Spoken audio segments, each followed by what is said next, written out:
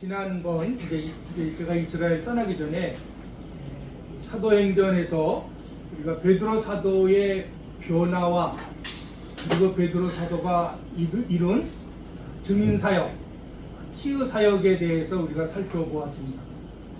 이 베드로 사도는 예수님의 사랑을 이제 다시 발견하고 그리고 사명을 받아서 그리고 이제 예수님께서 말씀하신 대로 성령을 받은 후에 담대해지고 우리 예수님을 증거하는 삶을 계속 이제 살면서 교회를 이루어가고 있습니다.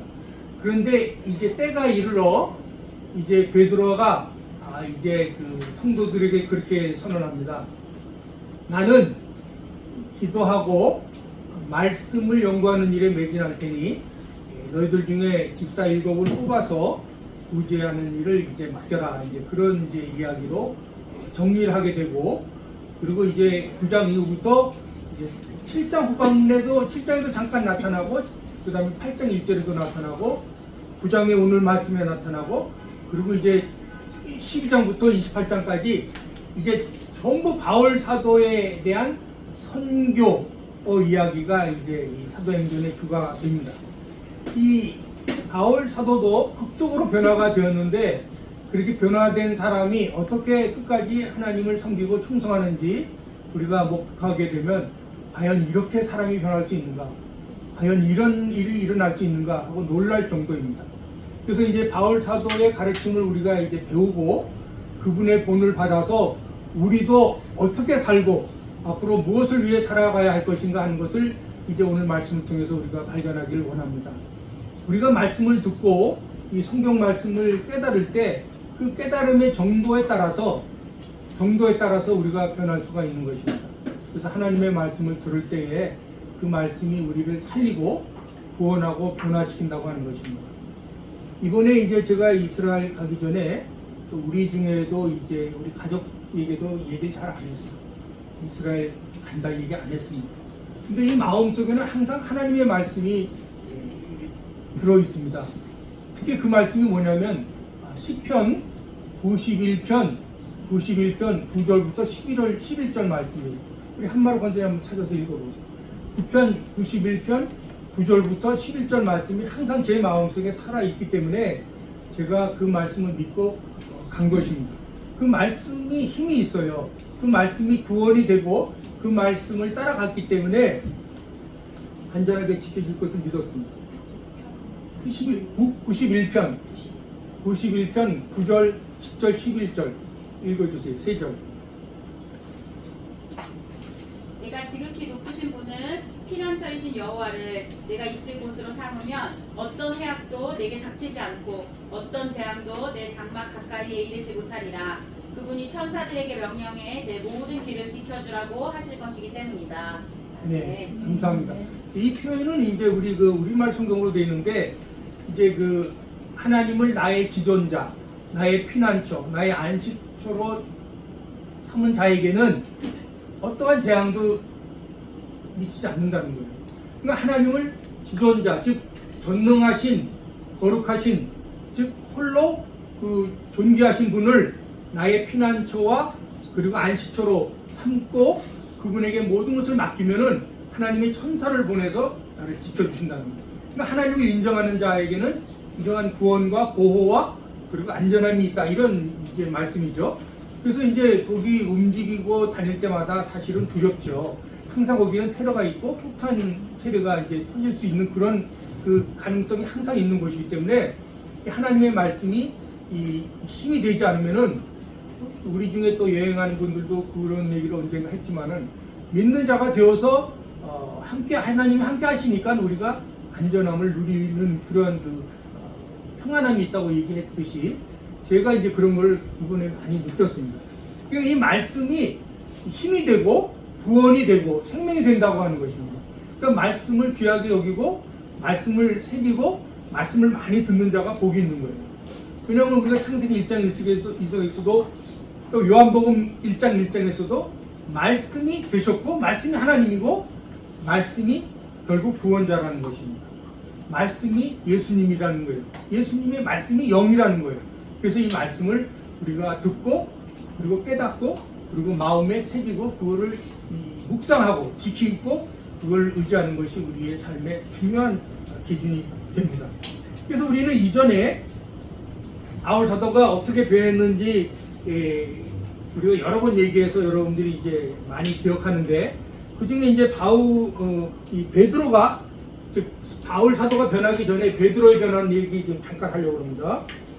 그래서 이 베드로가 변하는 과정에서 그 베드로가 한 말을 좀 생각해 보려고 합니다. 그래서 사도행전 2장 1절 4절에 보면은 오순절 날이 이르렀을 때에 모두 한 곳에 모여 있었습니다. 그러자 성령으로 충만함을 받고 성령께서 그들에게 말하게 하심을 따라 모두 다른 방언으로 말하기 시작했다는 그런 말씀이 있습니다. 베드로는 이제 성령이 충만해지고 즉 그리스도의 사랑을 발견하고 구원의 확신을 얻고 사명감을 회복한 이후에 성령이 충만해지고 그리고 이제 담대해져서 증인 사역과 구제 사역 그리고 치유 사역을 이제 행하게 되는 것입니다. 그래서 이 베드로의 증인 사역 중에는 이런 말씀이 있습니다.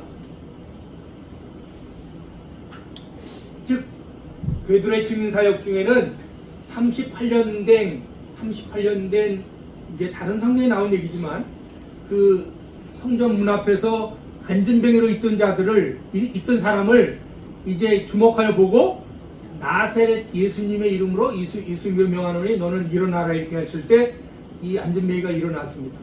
많은 사람들이 소동하고 이게 웬일이냐 하면서 그 치유받은 사람과 그 주변 사람들은 이제 베드로에게 막 몰릴 때 베드로가 왜 나를 보느냐, 왜 내가 이 사람을 치유한 것처럼 그렇게 생각하느냐, 나는 심부름꾼이다, 나는 예수님을 대언한 자에 불과하다는 거예요. 이 사람을 일으킨 것은 예수님 믿는 그 믿음이 일으켰기 때문에 그 예수님을 믿는 믿음이 생명을 주고 치유를 일으킨다, 이제 그렇게 이제 선포하기 시작합니다. 근데 그때 예수님의 그 믿음을 믿은 자들이 그때는 별로 없었어요. 근데 베드로는 계속 그걸 반복합니다. 예수님, 너희가 죽인 예수님이 그리스도요 생명의 주가 되었다, 주가 된다고 계속 그리스도라고 이제 선포하기 시작하는데, 그것을 그렇게 선포하는 것을 싫어하는 대제사장들과 서기관들과 그리고 장로들은 그 베드로에게 예수님의 이름으로 그의 도를 전파하지 말라고 그렇게 얘기하죠. 그때 베드로가 뭐라고 얘기합니까? 나는 하나님의 말씀을 듣는 것이 너희들 말을 듣는 것보다 더 중요하다.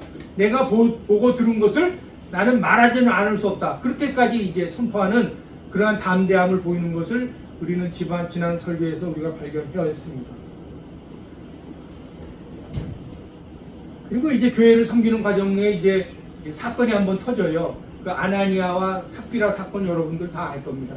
즉 아나니아가 자기 소유를 팔아서 교회에다가 이제 그 같이 이 교회 그때 당시 교회 생활은 개인 소유를 주장하지 않고 모두 공동체 생활하면서 그리고 쓰고 먹고 나누는 일을 함께 했어요. 다 공동체의 재산을 이제 이렇게 바치고, 그래서 아무도 그 재산에 대해서 주장하지 않았습니다. 그러한 것이 이제 하나님이 원하시는, 예수님이 원하시는 교회였는데, 그 하나님의 거룩함과 공동체성, 그 다음에 교회의 그 방향에 대해서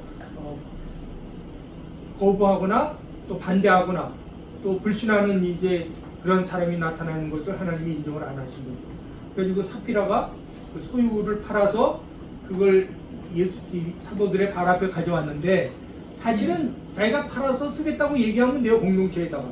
근데 그것을 공동체 생활하면서 교회에다가 모든 소유를 바치겠다고 얘기했을 때는 지켜야 되는 건데 그 소유를 숨겼어요. 근데 이제 베드로 사도가 성령으로 알게 된 거예요. 그러니까 이 모든 일은 성령으로 이루어지는 것입니다. 즉 하나님의 일은 육신의 일이 아니라 성령의 일이 하나님의 일이기 때문에 우리가 보고 듣는 걸 조심해야 돼요. 보고 듣는 걸 조심해야 됩니다.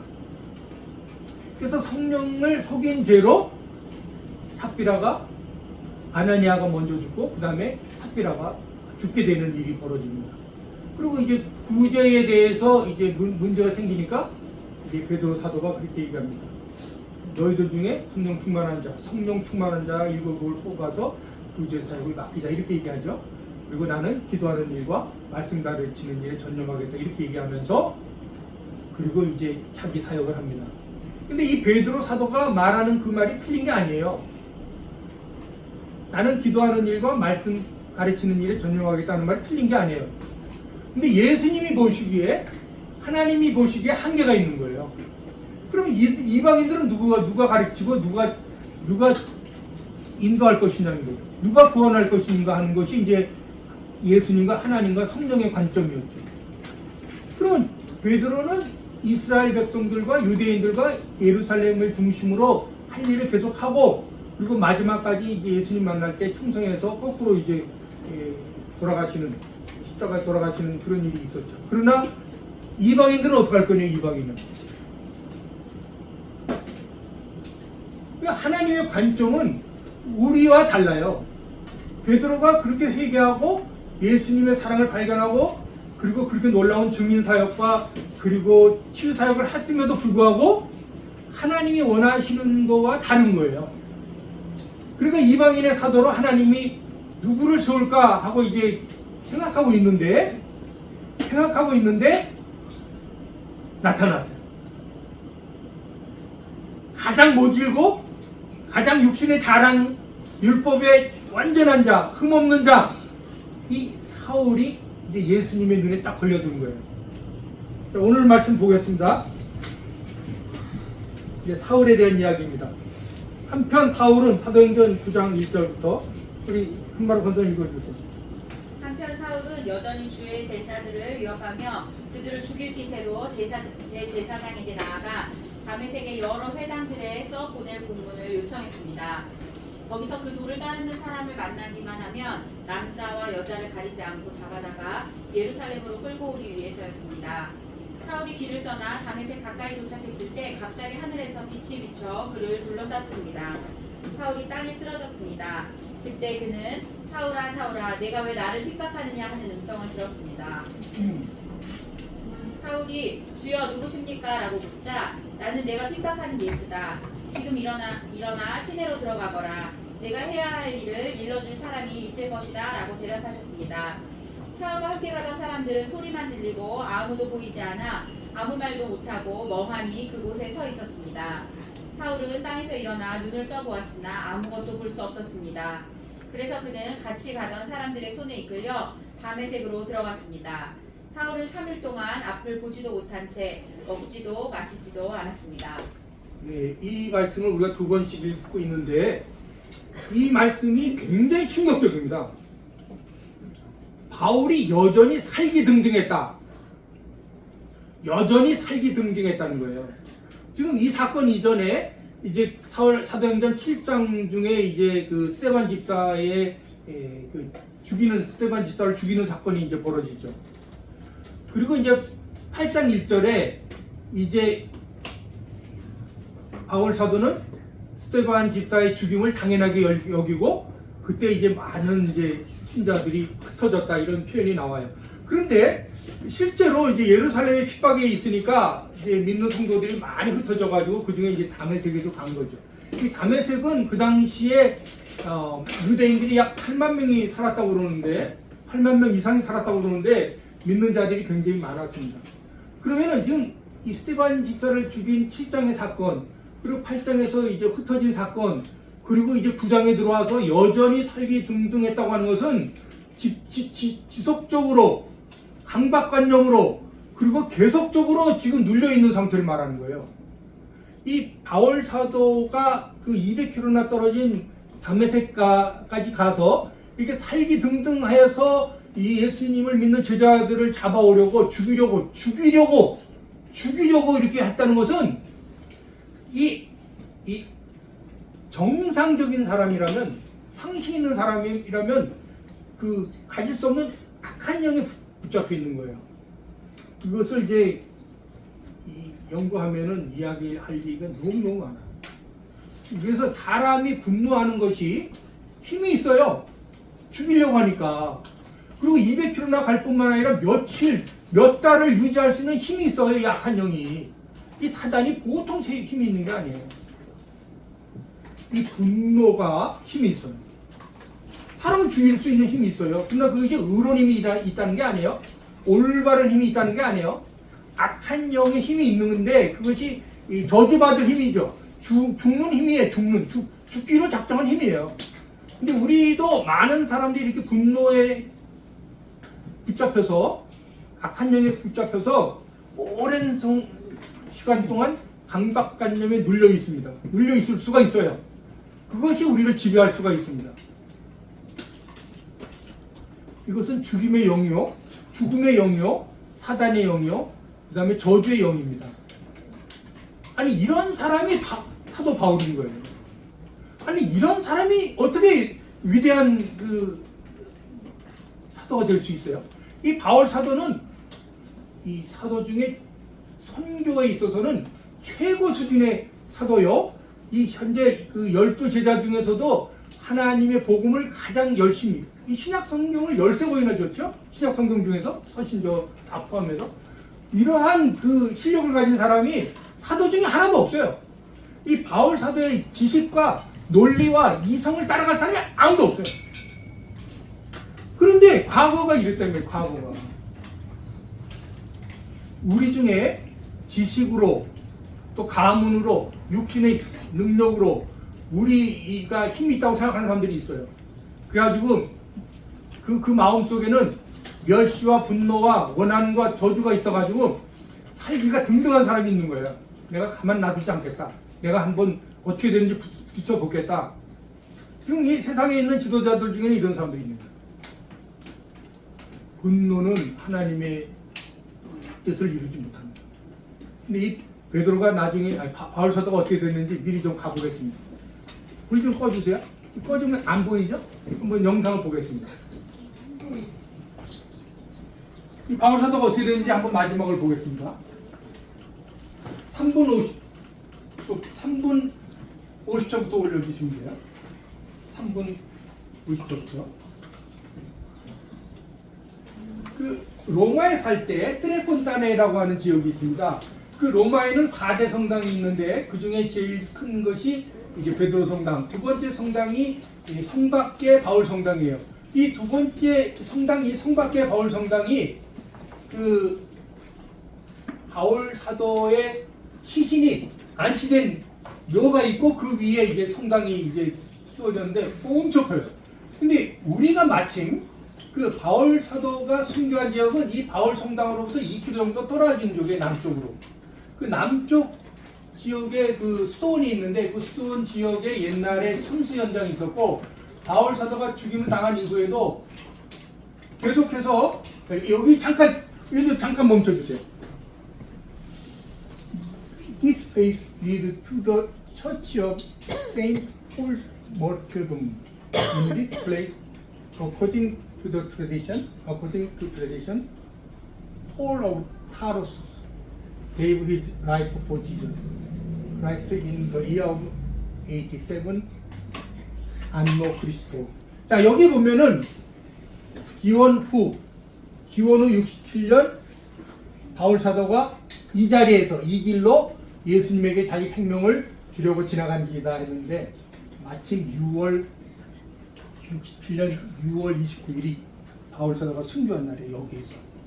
근데 베드로라든가 다른 사람들의 순교와 달리 이 바울 사도만은 이 자리에서 순교하고 이 순교지의 역사성이나 정확성이나 실제성이 너무나 확실해서 이 바울 사도의 순교지를 보았던 특히 그 돌아가신 그 하영주 목사님이 내 일생에서 가장 큰 감동을 받았고 그리고 참 바울 사도의 참된 순교와 믿음에 대해서 내가 너무나 감격했다는 고백을 하고 돌아가셨어요.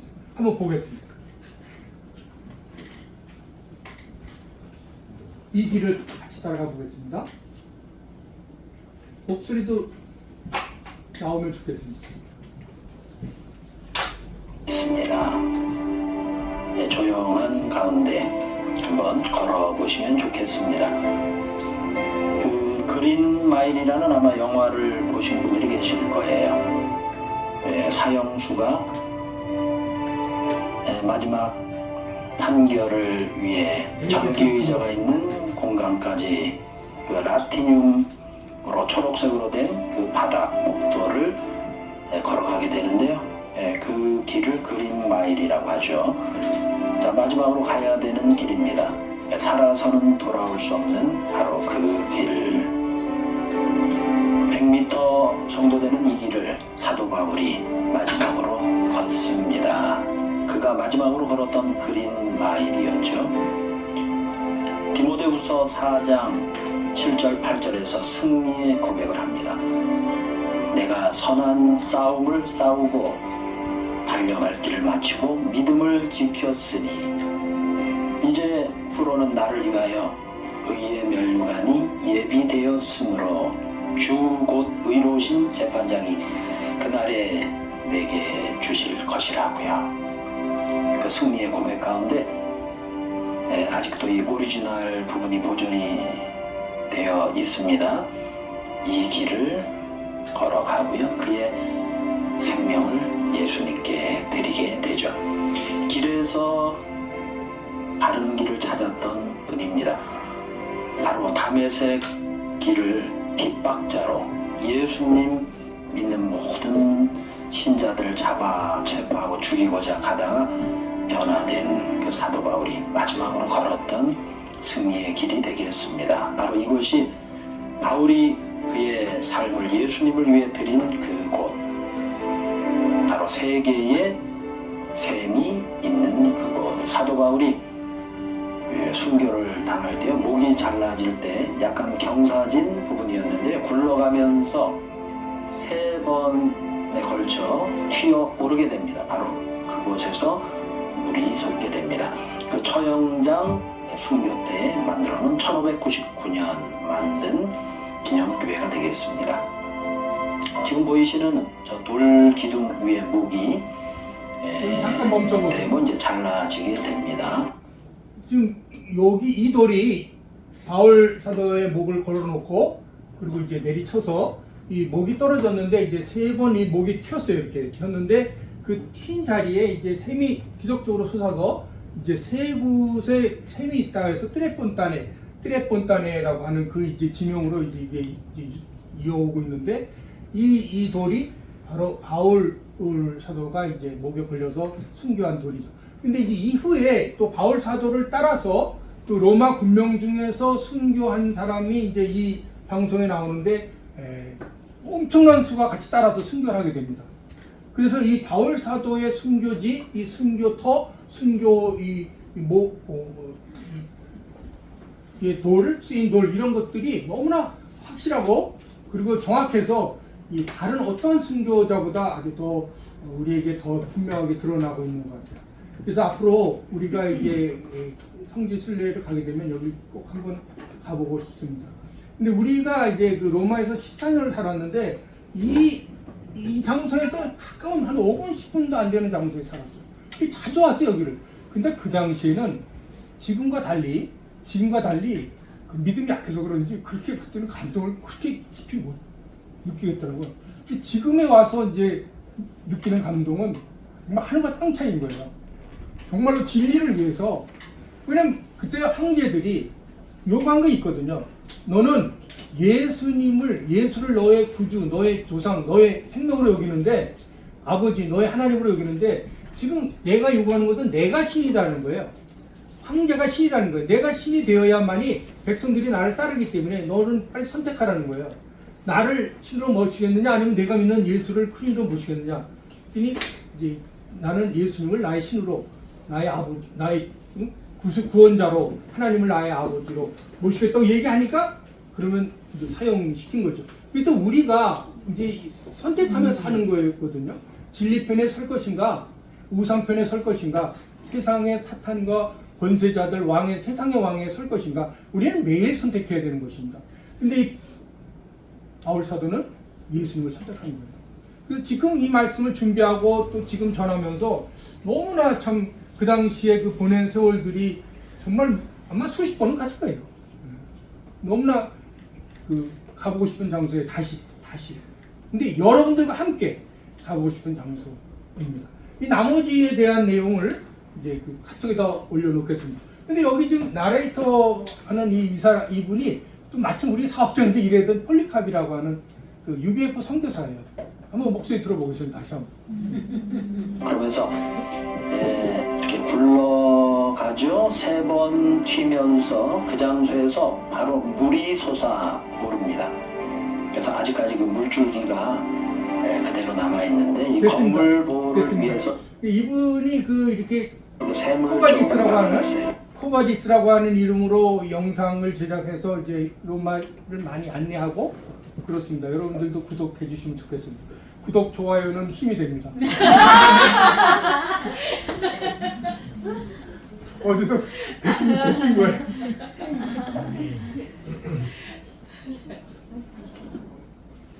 할 얘기가 너무 많아서 좀 아깝습니다. 바울 사도가 이제 변하기 시작합니다. 우리는 이 바울 사도가 이제 변하는 과정을 좀 보겠는데, 그 바울 사도의 등장이라는 데부터 한번 올려보죠.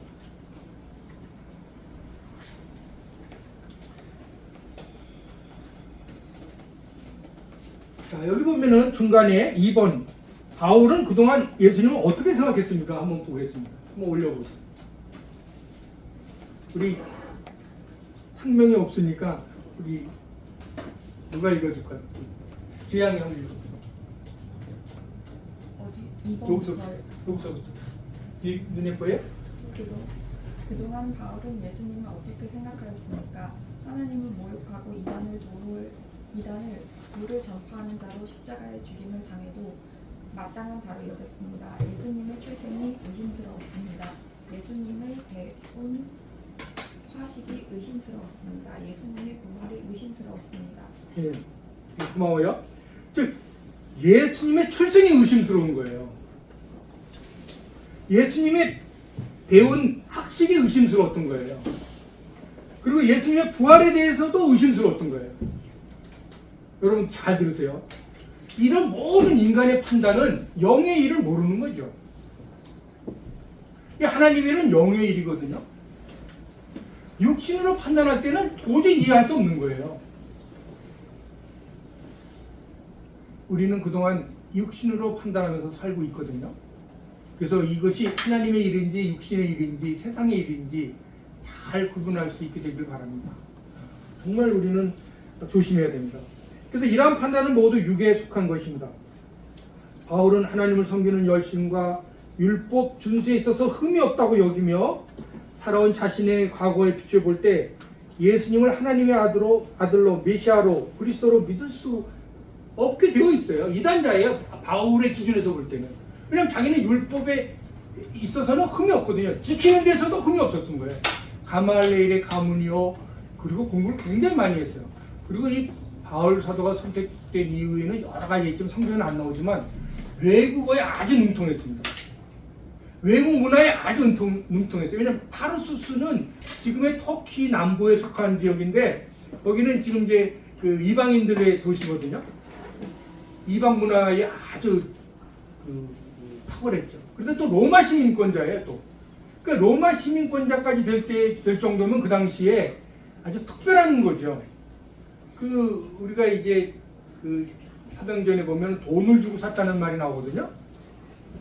근데 바울사는 태어날 때부터 로마 시민권자. 그러니까 그 가문과 그 힘이라는 거는 대단했던 거죠. 그러니까 자기의 경험, 자기의 지식, 자기의 이성, 자기의 신분 이런 걸로 비춰볼 때 예수님은 너무 초라했던 거예요. 그런데 이제까지 예수님의 말씀을 직접 생각하거나 연구하지 않았지만 예수님의 말씀은 생명이요 도전이요 진리요 우리 인간으로서 인간의 양심과 상식으로서 도저히 당해낼 수 없는 차원이 다른 말씀이거든요. 그런데 그 말씀이 들려온 거예요. 사울아 사울아. 사울아는 히브리식 이름이고 바울은 로마식 이름이고 왜 내가 나를 핍박하냐고. 언제 바울이 예수를 핍박했어요? 왜 나를 따르는 자를 핍박하느냐고. 그 교회와 예수님을 믿는 자를 예수님은 하나로 본 거예요. 이것은 굉장히 중요한 의미가 가지고 있습니다. 여러분들이 예수님을 믿되 예수님이 원하시는 대로 믿으면 예수님과 하나가 되는 거거든요. 여러분의 교회가 예수님을 섬기되 진리 안에서 이단을 멀리하고 이단의 그 모든 그 요구를 다 멀리하고 참되게 믿게 되면 하나가 된단 말이에요. 그러면 여러분들을 믿음을 예수님이 하나로 인정하신단 말이죠. 여러분들 핍박하게 되면 예수님이 보호하시죠. 교회를 핍박하게 되면 예수님이 보호하시죠. 음부의 권세가 이길 수 없는 교회로 세워져야 되는 거예요. 세워질 수밖에 없는 교회에 참된 교회는. 근데 숫자가 문제가 아니에요. 권세가 뭐 많은 부유한 것이 문제가 아니라 참된 복음 안에서 예수님을 믿는 그런 성도와 교회는 예수님이 보호하신다는 걸 알 수가 있어요. 근데 이 바알소다가 빛이 비출 때에, 그때가 정오쯤이었는데 빛이 비출 때에 또 다른 빛이 있었다는 거 아니에요. 그러니까 그것도 상식으로 과학적인 원리로 안 맞는 거예요. 빛이 있는데 또 빛이 비쳤는데 그것이 차이가 있는 거예요. 근데 그 빛이 비추자 다른 사람은 보지 못하고 듣기는 하지만 보지 못하고 바울은 엎드려졌는데 넘어졌는데 이건 빛이 쏘일 때 충격을 받은 거예요. 얻어맞은 거예요. 하나님이 치신 거죠. 넘어졌는데 땅을 보고 넘어졌는데 소리는 들리되 보지 못했던 거 아니에요? 근데 바울 사도의 눈이 어떻게 됐어요? 눈이 멀게 된 거죠. 이것도 그 예수님이 안 보이시는데 지금 하늘에 계시잖아요. 안 보이시는데 하나님의 영으로 치시고 눈을 멀게 하신 거예요. 그러니까 하나님이 원하시면은 하나님의 이방인의 선거와 복음과 하나님 나라의 기운을 구현 이루시기 위해서 언제라도 말씀이나 천사나 또는 사람을 통해서 이러한 역사를 일으킬 수 있다는 걸 말하는 거예요. 그러니까 우리는 항상 기대해야 되고 항상 조심해야 되고 항상 경건해야 됩니다. 잘 생각해 보세요. 내가 하나님의 음성을 듣고 있는지 하나님의 영을 내가 쫓아가고 있는지 생각해야 됩니다. 그러자 어떻게 됐어요?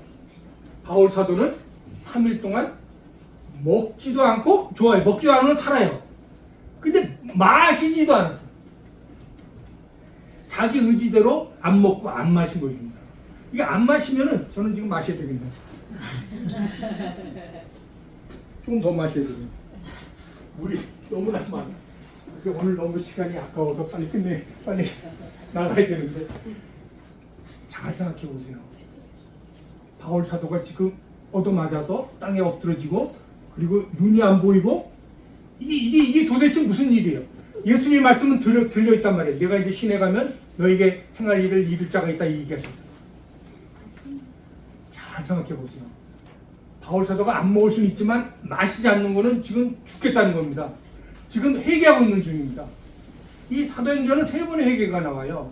22장에서 자세히 나오고 또 26장에서 또 이제 그 아그리파 왕의 앞에서 회개를 하는데 그 외에 이제 여러 곳에서 이제 회개가 나오는데 특히 이제 그 고린도전서 15장 8절에는 그렇게 얘기합니다. 내가 달이 차지 않아서 태어난 자. 그 다음에 이제 베드로전서에서도 나는 괴수 중에 괴수요 우두머리요 이렇게 얘기하죠. 그러니까 그 전에는 자기가 괴수라는 말 그리고 달이 차지 않아서 태어난 자라고 생각한다는 것은 상상할 수 없는 얘기였어요. 근데 이제 예수님 앞에서 꼬꾸라지고 얻어맞고 눈이 안 보이고 지금 근시중에 이제 모든 것이 생각나는 거예요. 이 3일 동안에 하나님의 계시로 엄청난 걸 바울이 발견한 거예요. 이제 예수님을 발견하게 된 것은 알게 된 것은 하나님이 주신 계시라고 얘기했거든요. 즉 예수님이 주신 계시라고 알게 됐다는 거예요. 그러니까 이 계시로 바울 사도에 가지고 있는 율법의 의, 그다음에 경험, 문화, 언어에 대한 지식, 이성적인 지식 이 모든 것을 종합해 가지고 예수님이 보시기에 하나님이 보시기에 성령이 보시기에 가장 완벽하고 완전한 이방인의 사도로서 바울 사도를 세우게 된 거죠. 가장 육신의 종이 되었고 자기 의에 매여 있었고 그리고 가장 이 세상의 자랑으로 충만했던 바울 사도를 그렇게 굴복시켜서 그렇게 굴복히 시켜서 가장 하나님이 쓰시기에 완전한 사도로 바꿔주신 거죠. 우리에게도 희망이 있어요. 우리에게도 약한 부분이 있고 아직도 어리석은 부분이 있고 세상 자랑이 아직도 충만하지만은 하나님이 원하시면 교회를 위해서, 가족 구원을 위해서, 또 이웃 중에 하나님이 구원하실 자를 위해서 여러분들이 도구로 쓰임 받을 수가 있어요. 즉 이러한 바울 사도를 세우신 하나님의 뜻은 뭐냐면, 바울 사도가 고난받고 그 고난 중에 예수님을 증거하고 그 증거 중에 매맞고 그리고 갇히고 못 먹고 이런 모든 과정에서 바울 사도가 믿음으로, 진리로, 예수님의 사랑으로, 예수님의 약속으로, 그리고 구원에 대한 확신으로, 그 다음에 하늘에서 기다리는 면류관에 대한 소망으로 이 모든 것으로 견딘 거거든요. 그렇다면 우리도 견디라 그 말이에요. 우리도 핍박과 그리고 오해와 공격당함과 그리고 여러 가지 상처들을 이기라고 하는 거예요. 지금도 우리가 가지고 있는 상처와 또 여러 가지 문제를 이기지 못해서 죄 중에 사는 사람들이 너무나 많습니다. 그래서 예수님이 마태복음 8장에서 그렇게 얘기했어요. 제자 중에 한 사람이 굴려왔는데, 제자로 굴려올 사람이 굴려왔는데, 주님, 제가 가서 아버지 장사하고 오겠습니다 했더니, 놔둬라! 죽은 자들로 하여금 죽은 자를 장사하게 하라. 그리고 넌 따라 얘기했단 말이에요. 아니 지금 장사 지는 사람들이 다 살아있는데 왜 죽은 자라고 말씀하십니까? 예수님을 모르는 자, 세상에 빠져있는 자, 속이는 자, 죄 중에 있는 사람들은 다 죽은 자예요.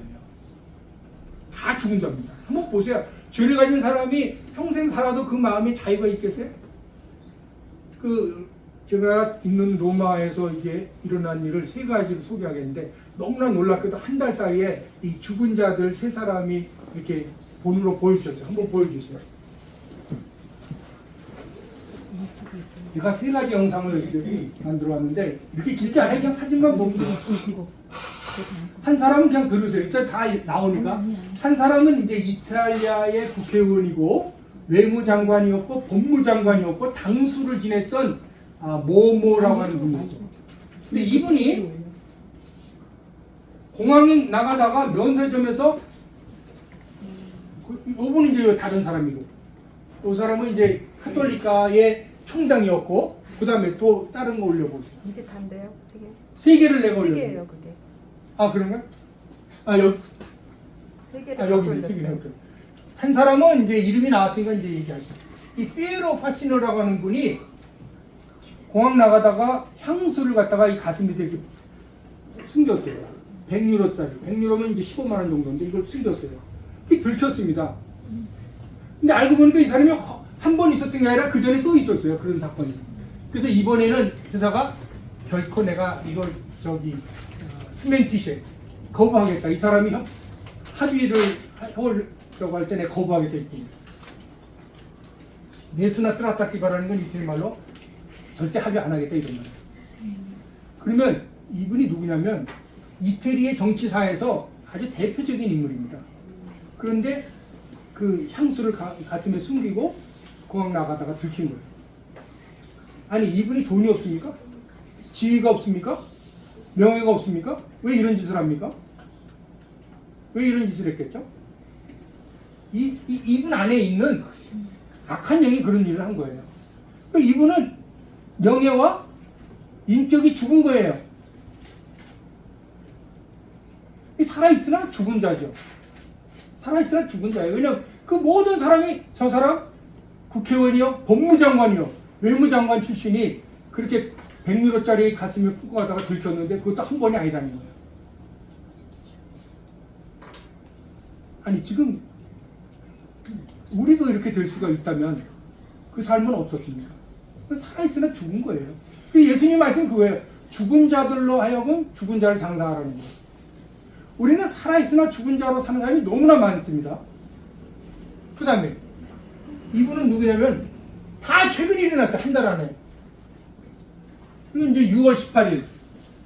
요거는 5월 29일. 이거는 날짜가 안 나왔네요.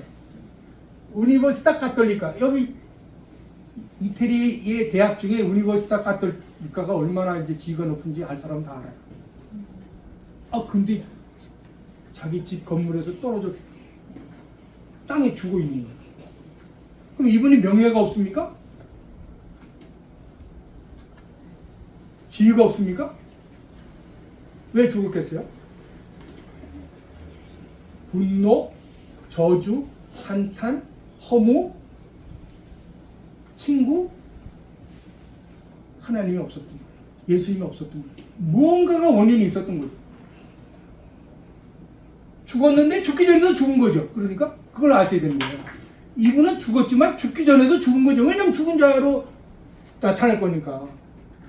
그러니까 우리가 죽지 않아도 죽은 자로 살 수 있었고 죽을 수 있다는 거예요. 그래서 예수님의 오심은 죽은 자를 살리시는 거예요. 예수님의 복음의 핵심은 예수님의 죽으심과 즉 죄사함과 그리고 죽은 자를 살리시는 부활이 생명이거든요. 그 예수님의 죽으심과 부활이 복음의 핵심인데 예수님을 만나 왜 부활하신 예수님에 대해서 전하는 걸 싫어했거든요. 근데 왜 바울 사도가 나중에 얘기하는 거 거의 아그리파 앞에서 왜 왕은 죽은 자가 다시 살아날 것을 알지 못합니까? 지금 오늘 메시지가 그거예요. 죽은 자가 왜 다시 살아날 것을 알지 못합니까? 그 얘기를 하는 거거든요. 그냥 베드로가 살아났고 바울 사도가 살아났거든요. 그래서 내가 이렇게 커다란 은혜, 즉 긍휼을 입은 것은 후에 구원받을 자의 본이 되기 위해서 자를 하나님이 살려주셨다 이렇게 얘기한 거거든요. 예수님이 살려주셨다 이렇게 얘기한단 말이에요. 그러니까 베드로가 살아났고 바울이 살아났는데 그것을 지금 전파한다는 거예요. 예수님을 만나면 살아난다는 거예요. 죄를 회개하고 죽은 자가 살아난다는 거예요. 이분은 또 누굽니까? 이분은 아주 구체적으로 나왔네요. 한마로 간다니 무슨 말이에요? 수치다. 무슨 말이 되면요? 수치다. 자살이죠. 자기가 자기를 죽일 때 수치다라고요. 이분은 누구냐면 핀칸테리라고 하는 22,000명이나 되는 2만 명 이상 되는 회사를 거느리는 국영기업의 사장이에요. 근데 부인을 잃고 얼마 있다가 죽었어요. 이분은 총으로 자기를 쳤어요. 이태리 사람들이 굉장히 무섭습니다. 어느 순간 한계가 오면 그냥 목숨을 끊어버려요. 가지고 온 학식, 지식, 재산 순간적으로 끊어버려요. 여러 명 봤어요. 하루는 이제 우리 아들이 수업집에 막 뛰어들어오는 거예요. 아빠 큰일 났어. 큰일. 왜? 교장 선생님이 자살했어. 총으로 자기 죽었어. 그러는 거예요. 그 볼타라고 하는 고등학교 유명한 학교인데 그때 이 교장이 자살했다고 그래가지고 교회 이제 그 학교가 이제 휴교한다고 돌려보냈는데 근데 그런 일을 여러 번 봤어요. 왜냐면 최고의 명예, 최고의 자리에 있는 사람들이 이렇게 목숨을 끊어요. 살았다 하나 죽은 자들이 다. 우리가 예수님을 모르면은 이 복음의 진리를 모르면은 살았다 하나 죽은 자들입니다. 그래서 이 바울 사도가 얘기하는 건 뭐냐면 왕이요 왜 모르십니까? 왜 죽은 자가 다시 살아날 것을 모르십니까? 그렇게 얘기하는 거예요. 이제 그것만 정리하고 이제 마치겠습니다. 시간이 많이 가서. 이제 바울 사도가 이제 그 다메섹 시내로 들어갔잖아요. 그랬더니 마침 이름도 또 아나니아라고 하는 사람을 만나게 됐는데 한번 올려주시겠어요? 그 어디에 있는지 그걸 정리하고 보겠습니다. 왜냐면 여러분들이 그걸 꼭 알아야 되겠습니다. 다메섹에 들어갔더니 이제 아나니아를 만났어요. 몇 번이냐면은 사도행전 1장 10절에서 20절에 있어요. 사도행전 1장 10절에서 21절. 그래서 이제 11절에 보면 주께서 이제 아나니아에게 말씀하셨습니다. 너는 어서 고든길이라고 부르는 거리로 가거라. 거기에 그곳에 있는 유다의 집에서 5 사람 사울을 찾아라. 그가 지금 기도하고 있다는 거예요. 이제 왜냐면 이게 다 예수님이 다 가르쳐 준 대로 일어나는 거예요. 근데 12절부터 우리 권사님 읽어보세요. 한 말로 보세요. 그는 환상 가운데 아나니아라는 사람이 와서 자기에게 손을 얹어 다시 보게 해주는 것을 보았다. 아나니아가 대답했습니다. 주여, 제가 이 사람에 대해 여러 가지 말을 들었는데 예루살렘에 있는 주의 성도들에게 온갖 해를 끼쳤다고 합니다. 그리고 그는 대제사장들로부터 권한을 받아 주의 이름을 부르는 사람들을 모두 잡아가려고 여기에 왔다고 합니다. 그러자 주께서 아나니아에게 이렇게 말씀하셨습니다. 가거라, 이 사람은 이방 사람들과 왕들과 이스라엘 사람들 앞에서 내 이름을 전하도록 선택한 내 도구다. 내 이름을 위해 그가 얼마나 많은 고난을 당해야 할지 내가 그에게 보여줄 것이다. 그리하여 아나니아는 그 집을 찾아 들어가 사울에게 손을 얹으며 말했습니다. 사울 형제여, 오는 길에 당신에게 나타나셨던 주 예수께서 나를 보내 당신이 다시 볼 수 있게 하시고 성령을 충만히 받도록 하셨습니다. 그러자 즉시 사울의 눈에서 비늘 같은 것이 떨어져 나가더니 그가 다시 볼 수 있게 됐습니다. 그리고 그는 일어나 세례를 받은 후 음식을 먹고 기운을 되찾았습니다. 사울은 다메섹에 있는 제자들과 며칠을 함께 지냈습니다. 그는 곧바로 여러 회당에서 예수가 하나님의 아들이심을 선포하기 시작했습니다. 아멘. 참 놀라운 말씀 있죠? 아나니아가 안수하자마자 눈에서 비늘 같은 것이 떨어졌다는 거예요. 그럼 바울 사도는 그동안 자기 눈에 비늘이 있는 걸 알았을까요? 몰랐어요? 몰랐어요. 여러분, 우리 눈 안에 비늘이 있는 거 여러분 아세요? 몰라요. 진리를 거부하는, 진리를 두려워하는, 진리를 마주치기를 꺼려하는 두려움이 있어요. 이게 다 비늘이죠. 그리고 교만한 비늘, 무지의 비늘, 육체를 자랑하는 비늘, 그리고 여러 가지 상처의 비늘, 원망의 비늘, 분노의 비늘, 엄청난 비늘이 우리 안에 있어요. 근데 모르는 거예요, 이걸. 근데 이제 성령을 받은, 성령을 따르는 아나니아가 안수할 때 이 비늘이 떨어져 나가자 즉시 보게 되고, 그리고 또 음식을 먹고 기운을 차리자마자 즉시 곧바로 예수님은 그리스도다, 메시아다. 자기가 이제까지 부정하고 자기가 그렇게 잡아 죽이려고 했고 그렇게 그 믿는 자들 잡아 죽이려고 했던 이러한 사람이 그렇게 즉시 막 변할 수 있는, 야, 이렇게 즉시 변할 수가 있어요. 우리도 즉시 이렇게 변했으면 얼마나 좋겠습니까? 근데 우리는 오래 걸려요. 그래도 희망이 있습니다. 우리도 변하고 있습니다. 여러분들도 엄청 변했을 겁니다. 자신 느끼면 하나님의 은혜인 줄로 믿습니다. 아멘. 근데 변해할 사람이 너무나 많아요, 우리 주위에. 그런 사람들을 위해서 눈물 흘릴 때가 왔으면 좋겠습니다. 이 바울 사도가 이제는 자기 동족을 위해서 이제 눈물 흘리게 되거든요, 나중에. 그런데 11장 가면 그렇게 자기 동족을 위해서 눈물 흘리게 돼요. 우리도 그렇게 눈물 흘리게 되는 역사가 일어났으면 좋겠습니다. 친족 중에, 가까운 친구 중에, 이웃 중에 예수님을 멀리하는 사람들을 위해서 눈물을 흘렸으면 좋겠습니다. 바울은 이제 붙잡혀 가서 아그리파 왕에서 변명의 기회를 가집니다. 사도행전 26장 8절만 같이 읽고 그리고 이제 정리하겠습니다. 같이 시작. 여러분은 왜 하나님께서 죽은 사람을 다시 살리신 것을 믿지 못하는지를 생각합니다. 네. 왜 예수님은 죽은 사람을 다시 살리실 것을 믿지 못한다는 거예요. 믿지 못하냐는 거예요. 예수님은 살리러 오셨어요. 죽은 자를 살리러 오셨어요.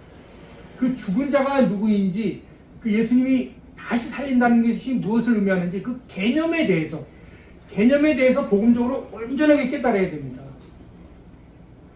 회개하고 믿어야지, 회개하지 않으면 믿다가 자꾸 넘어져요. 반드시 회개해야 됩니다. 회개 없는 믿음은 굉장히 불안합니다. 바울 사도가 철저하게 회개했습니다. 다윗 왕이 철저하게 회개했습니다. 베드로가 예수님의 사랑 앞에서 철저하게 무너진 거죠. 우리도 철저한 회개가 있어야 되겠습니다. 그래야 확실한 걸 붙잡게 되는 것입니다.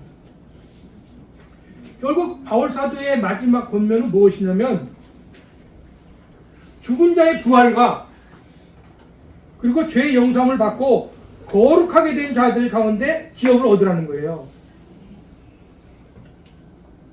이것이 이제 마지막 18절인데 다시 한번 이건 같이 읽어도 좋겠네요. 오늘 띄워주셨으니까 시작. 이제 너는 그들의 눈을 뜨게 하고 그들을 어둠에서 빛으로 사단의 권세에서 하나님께로 돌아오게 해 그들이 죄 용서를 받고 나를 믿어 거룩하게 된 사람들 가운데 기록을 얻게 할 것이다. 그래서 이제 아그리파 왕 앞에서 이렇게 하라고 예수님이 나를 불렀다는 것을 지금 이제 간증하고 있는 거예요. 말하자면 회개 중에 나온 말인데 예수님이 부른 이유가 이렇게 이거라는 거예요. 예수님이 우리에게 오신 이유, 예수님이 우리에게 사도를 보내주신 이유, 예수님이 교회를 세우신 이유, 예수님이 전도자를 세우신 이유, 예수님이 그동안 역사적으로 많은 일을 선교사님들을 통해서 우리나라를 또 복음으로 변화시켜 주신 이유, 이 모든 것들이 하나님의 일이고 성령의 일인데 핵심은 이거예요. 죄사함 받고 거룩하게 된 우리에 속하라는 거예요.